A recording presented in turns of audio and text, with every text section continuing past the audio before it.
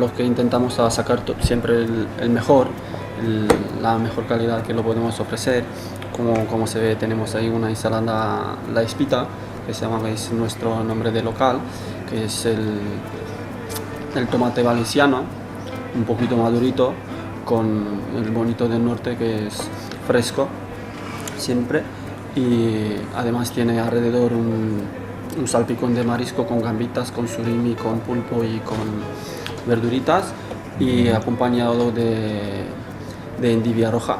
Tenemos arroz negro, tenemos arroz alonda, arroz de bogavante, que se hace por encargo. Tenemos la carne, que es carne de Galicia, el solomillo de Galicia, y le entregó también, lo trae de Galicia, carne fresca, que lo ofrecemos con 3 tipos de salsa. Nuestro plato de la casa es ventresca de bacalao, y que tiene en composición tiene la salsa al pil, con espárragos, con nueces, con piñones, con patadita a lo pobre y con mermelada de tomate.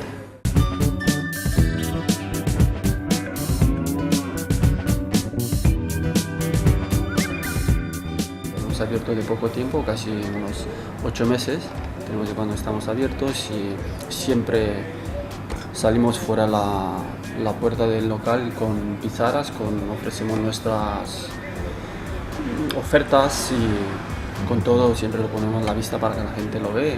A veces el cliente ya sabe lo que se quiere tomar, pero también lo puedo ofrecer. Lo ofrecemos, por ejemplo, por una comida, por una carne o un vino, por una ensaladita, otro tipo de vino. Y